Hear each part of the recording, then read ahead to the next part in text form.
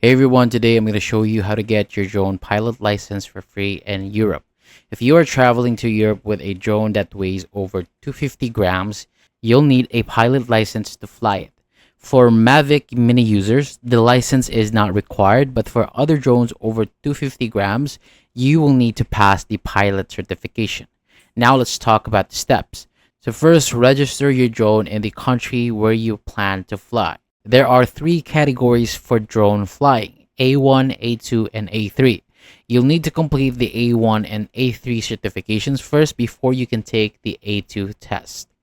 So, good news, Luxembourg offers free pilot certification online through an e learning portal.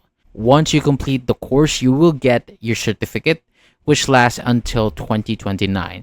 So, to get started, visit the Learning Zone, create an account, and sign up for the free A1 A3 course.